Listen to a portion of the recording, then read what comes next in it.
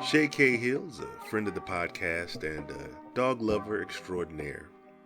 Local to Youngstown, and had a good chance to catch up with her again after our last podcast conversation, talking about Chauncey, her dog Chauncey's progress working with Team Woods Doggy Style, and Matt Woods in particular.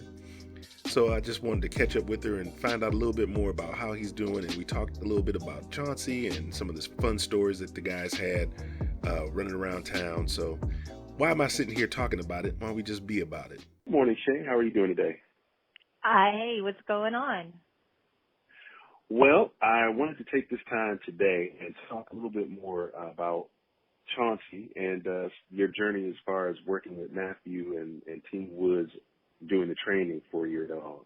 Last time we spoke last year, it seems like a lifetime ago, seems so long ago, but you guys had recently started, and he was a rescue dog, and you had some issues going on. Tell me a little bit about how he was when you first got him versus now. He was like a demon dog from the bowels of Hades. No, he was a street dog. Poor dear. I don't know if my husband is convinced he was a fight dog. So's his mother. I don't know. He seems like kind of a puss to me, really. But he is very aggressive. But I do believe most of his aggression toward other animals stems from both excitement and also fear and anxiety about it. So he attacked 2 dogs in the first month that I had him. And that was hundreds of dollars in vet bills plus, makeups. And they were neighbors of my husband's mom. So that was, he still has quite a reputation about those parts. Yeah. I have to keep them very close to me. But that has now been about 2 years ago. And since those 2 initial incidents, there have been no others except that a dog attacked us one day, but that was a whole other story. And I was bit, but it was totally my fault. Anyway. One of the things I was going to ask about was Matt admits, so some of the videos that he'll do is he takes Jax and Chauncey out running along the car, like alongside at the cemetery, so you see all the wide open face and stuff like that. And he was like, I just video a couple of weeks ago where Chauncey's first run. So did you? I heard some kind of incident or whatever when you ran with him. How did it go the first time you tried it? The first time I ran, do you mean like in the car? Because he takes the. Mm-hmm. Oh, okay. Like you drive, well, of course, Chauncey and he runs. ran away the first time I was there. Here's the thing about Chauncey runs away from me. That's like what he does. I guess Matthew hasn't had this experience as often, but I have visualized Chauncey's death. I mean, probably we're nearing 100 times by now. He loves chasing critters. What can I say? So in this instance, it was a flock of deer. I was videotaping. I thought I had it all on videotape, but my phone was low on battery, so when the 10% came up or whatever, it cut off the video, unfortunately, because I saw the moment that he smelled the deer. And then I saw the moment where his brain clicked and said, forget you guys, I'm going to do what I want. And he chased after the deer. And then there was this glorious moment where he was kind of in the middle of the herd. Like he got on them quick enough that they were taken aback, and then they were all running together gloriously into the woods. And then, of course, I didn't see him again for like 15 minutes, I want to say it was. Maybe it wasn't even that long. Time goes by so slowly when you're looking for your dog. So finally, we were like looking into the woods still and like calling him, and then from behind me, I hear the trotting legs, and I turn to see. He just has this smile on his face when he's done with these kind of antics that is just so full on, like, I am living my best life. He's so happy. And the thing is, I love him so much. And like I said, I envision him dying while he's gone. He can get hit by a car. Maybe the deer could have those big antlers and they bore him and he's bleeding out on the ground in the forest somewhere. Or, like my brain goes places. Now he doesn't have his tag because somehow or other he lost beautiful bronze handmade ID tag that I bought for him on Etsy. And so now he doesn't have a tag. So a do-gooder could come along and just be like, oh, this dog looks, abused. He has big scars on his face that he had before I met him. Oh, the same thing, same reason you picked him up. Yeah, You like maybe he belonged to somebody then, and then he just started running after a deer like an idiot. I came along. No, I hope that's not true. He was he was emaciated, and he had worms and fleas and all these things. I think you guys saved him. I'd like to believe if I've done nothing else in my many, many, many, many, many years of living, Chauncey's life has been greatly improved by meeting me. That is like the one thing I can be sure of. I don't know if anything else has really impacted. But he seems happy. Like I said, he's living his best life. He gets to chase all the critters, but he also gets to have all the treaties and sweeties. And let me tell you, he has so many fun adventures with his friends, Matthew and Jax. He can't wait to get out the door and just do some serious cardio with his boys. They I've been on there with them. Destroy their quads. Yes, they do. Yeah, they get in there and start wrestling, and it looks scary at times, but it's just so cute. Oh, no, they're just 100%. I mean, they're like boxers, like looking at, it doesn't seem like they should hit each other that hard, but that's how they train. That's what I mean. I don't know what they're training for, but it is some serious stuff, and yeah, he really likes. And then he comes home, and gets babied, and yeah, but Matthew's really come a long way with them. Oh, go ahead. Speaking of coming home, what was the other thing that Matt told me about? He was saying you guys were out, or he was out with him a few days ago, and I guess that there was some gunshots. He was the little pig. Yeah, tell me about that with the gunshots. Because I guess there was some little pig. Okay, this has happened to me in the same place before. There's this lovely trail by the Mahoning River. Unfortunately, it's right across the river from the police department's firing range, and often there's gunshots, which I believe Chauncey was shot in the head. I don't know it as a fact, and I could find out for $500. I could get an X-ray and know for sure, but it's like, do I want to know $500 worth? I'm pretty sure it's what happened. There's a not small, but there's a circular, we'll get a photo of his wounds. I asked him what his life was like before he met me. Do you know what he said? Rough. I said, say no more. I'll take care of you now, you poor dear. So he has he might have been shot in the head, and I didn't think that until I found him in the fall, late fall. It was getting cold. It was New Year's Eve. I went downtown Youngstown for a lovely fireworks display, more worried about him socializing with other people and possibly other dogs, not realizing that when that first firework went off, he went into such a fear state. If I had let go of the leash, he would have run away for miles and miles. He would have been, I never would have seen him again. I had to, after he physically dragged me, on the ground, dragged me 2 blocks, city blocks. Thank God no one saw it because everybody was turned the other direction looking at the fireworks. I had it was in a ditch. I crawled on top of him and I just held him down with all of my weight during the entire fireworks display, which was big because fireworks are a big thing around here. Anyway, It was awful. And we just went back for this last New Year's, and he stood there shaking, which wasn't, that's a great improvement. You know what I mean? Anyway, but the time we were talking about, we're going back to the third little pig. He was with Matthew Woods and Jax. I was at home, and he was on the trail where the gunshots can be heard from the fire department. And on that particular day, the boys were really having themselves a time, and they had some automatic weapons.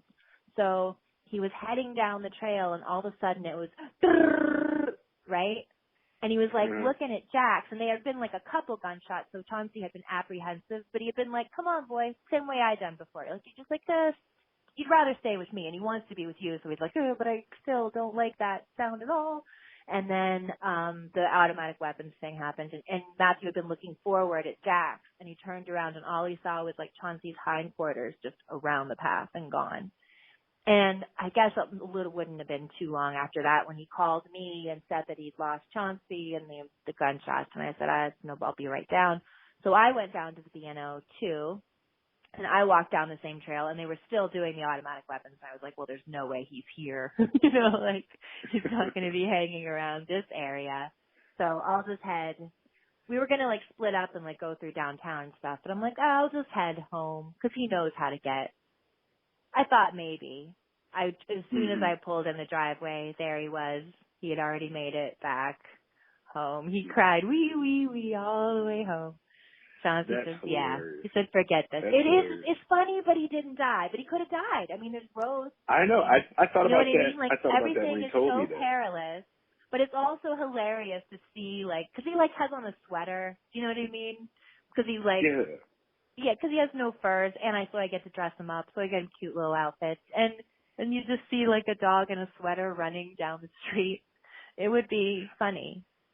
I would have loved to have seen the look on people's faces as he was just, like, darting down. Because I've been on that route. I've ridden that route with Matt, Jax, and Chauncey.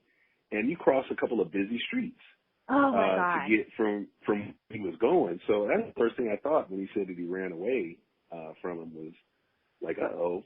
That's all I thought about was how many times that he stops me. Because even when we're riding together and I'm, visiting and I'm riding bikes with them, he'd have me stay a little bit behind them because it messes with the dogs, to have, they don't know who to listen to. And it's like, hey, listen to him. I'm just here for the ride. So without that influence, without that type of training and stuff like that, I just think it's a good thing that he had the route drilled into him so much from just, from those guys riding around as much as they do. They ride around. Let me tell you what. And my dog is like a problem dog. Like Matthew is like praised me on just like keeping him. like it's some kind of like, I don't know, ambitious goal to like even owning a dog like Chauncey. So if someone had a regular dog, who would? The things Matthew could do with them. He's done wonders with Chauncey. Today, I rode my bike down to the park and around with my dog so obediently at my side. I mean, I slowed down a couple of times. I, like, dropped my glove, and I had to, like, back up and get it. And he's just right. There was no tangling, no, like, him chasing squirrels. There were squirrels. He didn't care as much as he cared about just running. And feeling that, like, pack moving forward at a speed that seems wolf-like, and he's into it, he just wants to be doing that. And to be able to do that with them and to have them be so obedient, it's just so much fun. I mean, it's raining and winter here, but I had a lovely bike ride because I was all proud of my dog, and, yeah, it's really nice. It's really amazing what he's been able to do with them through, I mean, I'm sure it's been great effort. I just see them leave and come back. Occasionally I've gone to videotape, but I should do it more. Oh, yeah. It's fun. I've been on a couple times, too. Tell me a little bit about the $3 New Year's Eve. Oh, God. You told me. Oh, I'm so embarrassed. Look. This is a testament to my terrible fashion choices. I am I'm mortified that this beautiful, sweet, kind woman. Oh, okay. So New Year's Eve, we're all working together, and Matthew Woods has the dogs too, and we're downtown Youngstown. And like I said, I had that experience when I first saw Chauncey with the thing and the army crawling in the ditch, and it was horrific. And this year, I'd gotten medication for him because even if I had him at home. There's a knock at the door. Sorry. Even if I had him at home. Oh, right. XLR cables. Oh, go ahead. There's a lot of gunshots during New Year's Eve. So I got him. I thought it was going to knock him out, but it doesn't, I guess. It's some sort of like dopamine release thing. Makes him a little more calm. it makes him feel good, I guess. He did have a hangover from it. He seemed really off the next morning. He just wanted to lay under the covers. But that might have helped too, but also having Jax there and not freaking out. Jax was just tired, and Matthew Woods was there, so he rang in the new year with the dogs downtown, and it was all so lovely and nice. And then this woman who I started this story about walks over and offers me $3 because she thought I was homeless. That's the story. The story is that I appear to be a homeless person. And then I realized, like, how many people just, like, probably a lot of people think I'm homeless.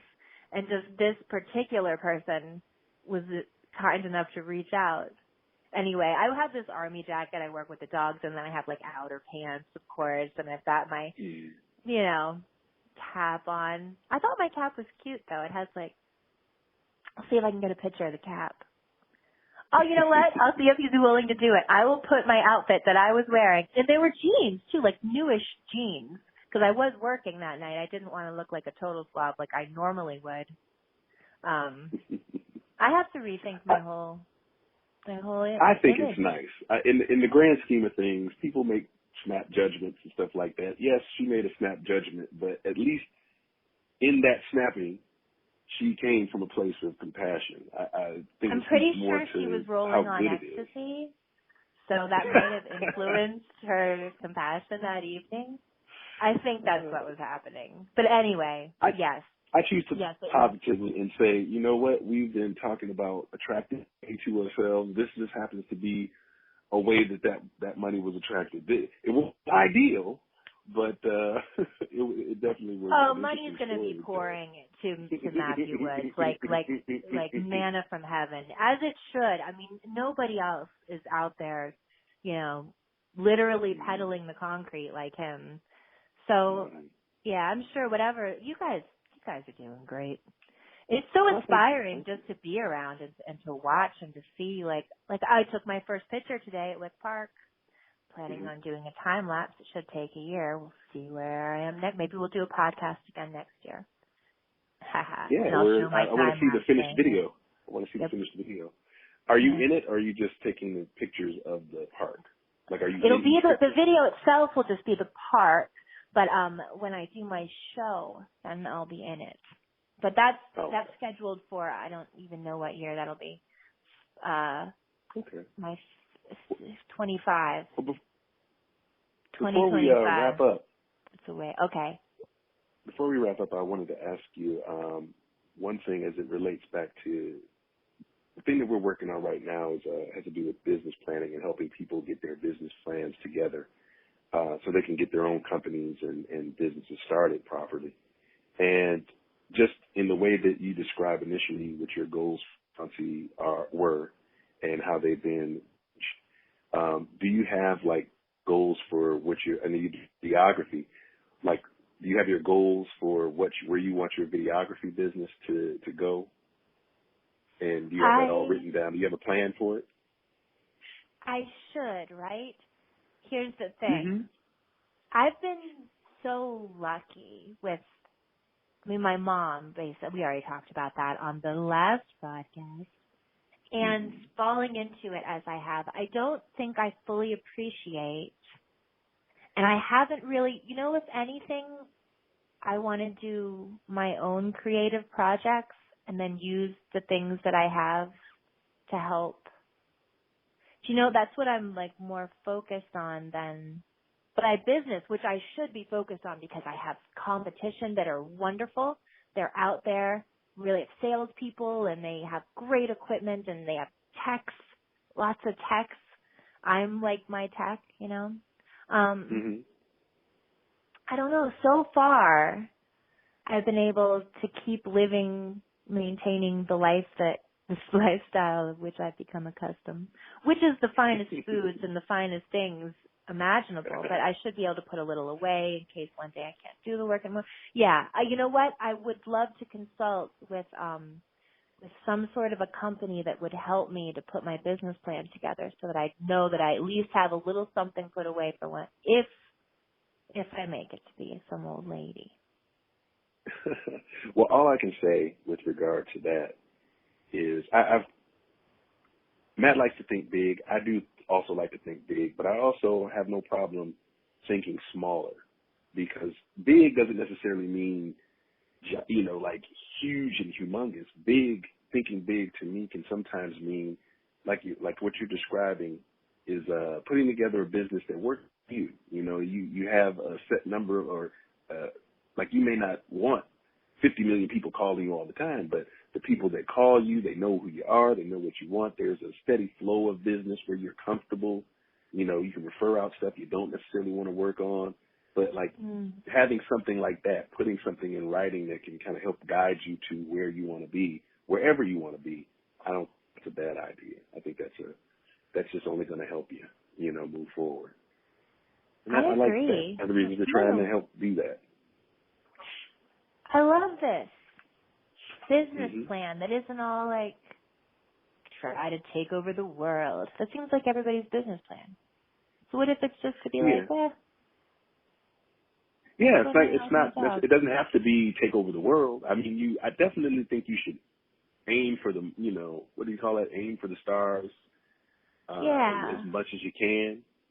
But if your star is, I want to be the best videographer, the most sought after videographer in Youngstown, that's an awesome place to be. That's an awesome position to be in. And who knows, by the time you get to that position where that's actually happening, life could be taking you in a whole different direction where things will change, and it'll be something that you want to move forward with. You may move out of one thing into something else, or evolve it into something better for yourself that makes you feel even better, because now that you have a plan, now that you have it written out, it makes it easier to adjust and to make, to kind of go with the flow of things because you have it all kind of planned out. Anyway, look where you want to land. That whole thing. Yes. Yeah, no, I agree. Like, you have to know what it is you're going after in order to get it. I think throughout my life, even like unconscious decisions or whatever, like I've decided what I want my life to be like. And the fact that everyone does, and that it all kind of works together where everybody gets what they need at the same time in the same places. It's amazing. I agree. Well, I think this will be good for us for today. I appreciate you taking some time and talking with me after stories. with Chauncey my and bad everything. dog. I love talking cute. about my dog. Oh yeah, he's a good guy. He's a good guy. Even from the last time I came to visit, we went over to the Urban Grove Farm, and he's usually hanging around Matthew, and I kind of went off on my own. And he just went along with me. I just give off that vibe. He followed along with me and kind of see where I'm at. And oh, yeah, like, okay, he I'm ready does to you go. right from the beginning, yeah. Yeah. Like, what's going on? I don't like to brag, but I really have a rapport with cats, too. Oh, cat that's once fell really asleep something. on my chest. Cat once fell asleep on my chest. I don't know that'll happen all the time, but I like, I just like, I give off a very chill vibe when it comes to animals. At least that's what I try to do. That's a good vibe to give to everybody, human and everyone. Amen to that. Well, anyway, thank you again, and we'll be talking soon. Wonderful.